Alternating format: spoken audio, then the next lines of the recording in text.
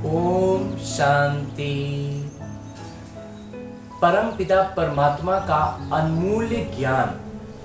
जब हम अपने बुद्धि रूपी कलश में भरते हैं तो वो मोतियों के रूप में हमारे जीवन को खुशियों से और ढेरों ढेरों ढेरों समृद्धियों से भर देता है। और मेरे बाबा कहते हैं ना कि इन ज्ञान रत्नों को बांटते चलो।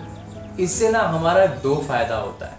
एक कि हमारे ज्ञान रत्न बढ़ते हैं और दूसरा जिनको वो ज्ञान रत्न मिले अगर उनका उस के द्वारा कल्याण होता है, उनको बाबा का बातें समझ में आती हैं, वो बाबा के करीब आते हैं तो बाबा के इस कार्य में निमित्त बनने का बहुत बड़ा सौभाग्य मिलता है। तो एक तो सबसे बड़ी खुशी की बात होती है कि हमें बाबा ने चुना, ये बहुत खुशी की बात हो गई, हमारा दर्जा ऊंचा हो गया। दूसरी हुई कि हमें ज्ञान की बातें समझ में आई और हमने उन सारी बातों को अपने जीवन में धारण किया, ये हुई उससे अच्छी बात। और तीसरी बहुत अच्छी बहुत श्रेष्ठ बात हो जाती है, अगर हमने जो ज्ञान रत्न लिए उनको ज्ञान मंथन द्वारा उन मोतियों को अपने बुद्धि में भरा और उन मोतियों को, उन अनुभवों को ज्ञान रूपी मोती के रूप में दूसरों को बांटा। बाबा कहते हैं जितना बांटेंगे उतना बढ़ेगा। तो एक तो बांटने से बढ़ रहा है, दूसरा उनसे किसी का कल्याण होता है, तो उस कल्याण के निमित्त हम बन जाते हैं। कर तो रहे हैं बाबा, सब कुछ मेरे बाबा का किया हुआ है और वही कराएंगे, वही ज्ञान सदगति दिलाएंगे, लेकिन उस कार्य में हम अगर निमित्त बन पाए तो ये हुआ तीसरा बड़ा सौभाग्य। तो ऐसे ही बाबा के अनमोल ज्ञान रत्नों को अपने अनुभवों और मंथन से जो हम मोती बना पाते हैं, उनको बांटने के प्रयास में आज से इस चैनल पर शुरू कर रहे हैं। भगवान की अनुभवों को, अनुभूतियों को ज्ञान रत्न मोती के रूप में अन्य आत्माओं तक पहुंचाने का ये होगा बहुत छोटा सा प्रयास।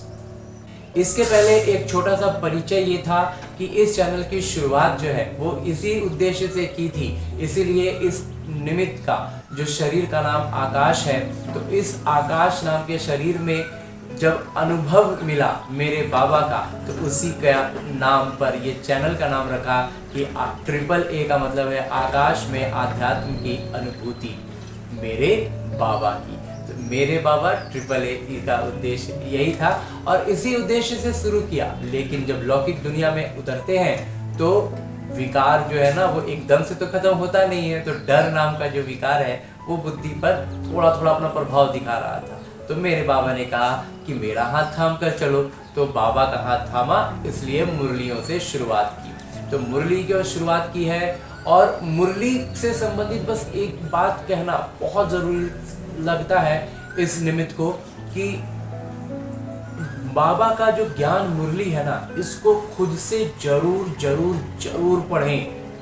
अभी जैसे इंटरनेट पर यूट्यूब पर अवेलेबल है मुरली, वैसे ही बिल्कुल वैसे ही इंटरनेट पर गूगल में जाके सर्च करेंगे तो पीडीएफ रूप में भी मुरली मिलती है। मुरली को प्रिंट निकाल कर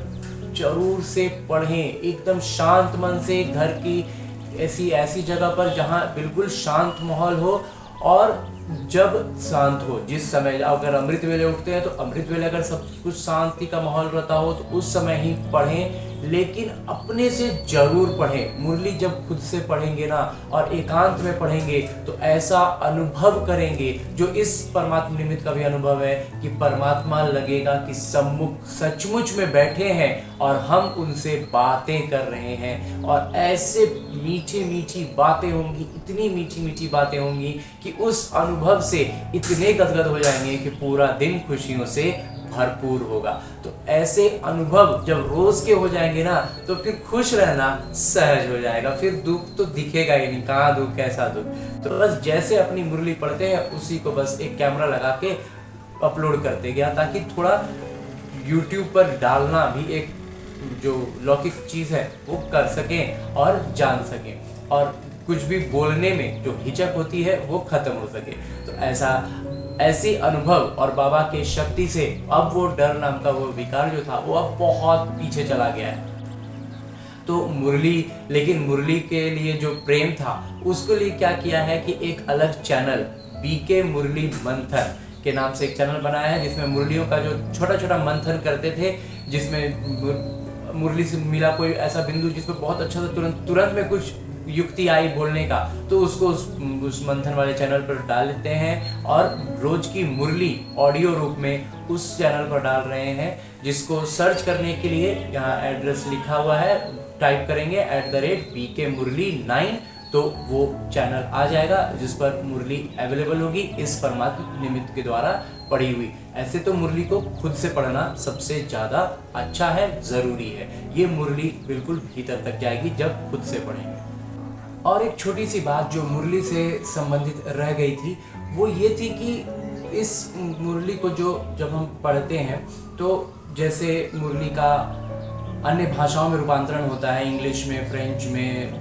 उड़िया में, कन्नड़ में, सब भाषाओं में उसको रूपांतरित किया जाता है ताकि वहाँ के जो लोग हैं वो उसको बहुत नज़दीक से समझ सकें। तो ये जो बाबा की मुरली होती है ना, बाबा ने इस पर बहुत स्पष्ट कहा है कि जो भाषा ब्रह्मा बाबा को आती थी उस तन का इस्तेमाल कर रहे हैं तो वो उसी भाषा बोलेंगे। तो वो अंग्रेजों के साथ रहते थे तो उनके बातों में बीच बीच में अंग्रेजी शब्दों का वो प्रयोग करते थे, वही शब्द थोड़े कठिन हो जाते हैं और ऐसे हो जाते हैं जो समझ में नहीं आता है। तो इस परमात्मा निमित्त ने, और जो सिंधी भाषा भी, क्योंकि वो सिंध में रहते थे तो सिंधी भाषा बोलते हैं, तो वो हिंदी से काफ़ी मिलती जुलती है, लेकिन थोड़ी बहुत कहीं कहीं पर कुछ शब्दों में, कुछ बातों में थोड़ी अलग होती है। तो कोई भी उद्देश्य नहीं है कि भगवान का बोला हुआ वाक्य है, भगवान के महावाक्य हैं, लेकिन जैसे उनका अन्य भाषाओं में रूपांतरण हो रहा है, वैसे ये हिंदी से बहुत मिलती जुलती भाषा है, लेकिन हिंदी से कई बार कई शब्दों में थोड़ी अलग हो जाती है। और इस क्षेत्र में क्या होता है कि इधर में कुछ कुछ शब्दों को लेकर के ना, जब मन बाबा से जुड़ाव थोड़ा धीमा होता है, नहीं शुरू में समझ में आता है, जिन्होंने साक्षात्कार नहीं किया है, सिर्फ ज्ञान मार्ग से आगे बढ़ रहे हैं, ज्ञान चक्षु लेकर आगे बढ़ना है, तो उसमें क्या होता है कि बाबा की बातों को विकार बहुत हावी होता है ना, तो एक एक बात पर अटकाता है। तो इसलिए उन अटकने वाली जगहों पर जैसा जैसा इस परमात्मा निमित्त ने अनुभव किया था, उन्हीं बातों पर, उन शब्दों पर, उन विचारों, उन बातों पर उनको हिंदी में रूपांतरित करते हुए मुरली को पढ़ते हैं। इसलिए कोई भी उद्देश्य ऐसा नहीं है कि परमात्मा के वाक्य है मैं उनको कुछ अलग कर रहा हूँ, बस ये भाषा का रूपांतरण करते हैं ताकि जो बच्चे उन भाषाओं में कहीं अटक जा रहे हैं, फंस जा रहे हैं, उलझ जा रहे हैं, वो जब बाबा पतित दुनिया में आकर, इतने पतित शरीर में आकर हमारे लिए ज्ञान सुना सकते हैं, हमारी भाषा में बोल सकते हैं, तो उस भाषा में जब हम थोड़ा सा के लिए अगर विकार में कहीं फंस रहे हैं, तो बाबा ने हम बच्चों को इसीलिए तो निमित्त बनाया है कि हम और करीब जाएं, और उन जो विकार में फंसे हुए उनके करीब जाएंगे तो वो हमें भी तो देखेंगे कि हाँ ये तो इसी दुनिया के हैं, इसी विकार के विकारी दुनिया में हैं, तो वो हमारे करीब आएंगे और हम निमित्त बन पाएंगे कि उनका हाथ पकड़कर हम बाबा तक पहुंच सकें। खुद का भी हाथ बाबा को दे दिया और जितनों को साथ ले जाने के निमित्त बन सकें। तो इसी उद्देश्य के साथ आज से आने वाले कुछ दिनों में धीरे धीरे एक एक करके हम वीडियोस अपलोड करेंगे, जिसमें बाबा के ज्ञान की मुरलियों का मंथन करके उनसे ज्ञान मोती जो बनाया, उन मोतियों को बांटने का प्रयास होगा। सबसे पहले जो शुरुआत करेंगे वो यहाँ से होगा कि भगवान धरती पर अवतरित हो चुके हैं, जो बिल्कुल नई आत्माएं रहेंगी, उनके लिए ये बहुत अच्छे वीडियोस होंगे, जिसमें हम भगवान के बारे में जब सुनते हैं, जब हम जानते हैं कि अच्छा भगवान अवतरित हुए हैं, तो मन में कई सारे सवाल उठते हैं। उन सवालों का एक एक करके बहुत अच्छे ढंग से विस्तार से उन पर विचार करेंगे, मंथन करेंगे। ये सबसे पहले एक इसमें बात ये भी बता देना बहुत आवश्यक होगा कि ये जो निमित्त है, परमात्मा का निमित्त है, ज्ञान को समझे हैं और ज्ञान के अपनी अनुभव से बतलाने का प्रयास कर रहे हैं। इसलिए ये मैं खुद एक छात्र हूँ, ज्ञान को अभी समझ रहा हूँ, तो अपने स्तर पर जितना समझा है, जितना जाना है, उतना बाबा कहते हैं बांटने से बढ़ता है। इसलिए इस उद्देश्य से भी बांटना भी है, बढ़ना भी है। तो ऐसे ही अच्छे सच्चे मन से, सच्चे दिल से बाबा की याद में रहते हुए बाबा के ज्ञान रत्नों को बांटेंगे, और जिन भी नई आत्माओं को इन कुछ बातों में फंसते हैं, अटकते हैं, रुकते हैं, उन बाधा विघ्नों के लिए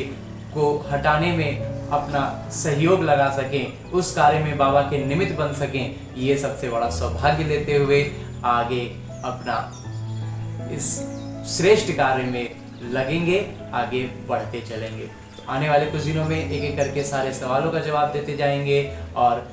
ज्ञान का मंथन बढ़ाते जाएंगे। मुख्य उद्देश्य होगा ज्ञान का मंथन, विचार सागर मंथन। ओम शांति।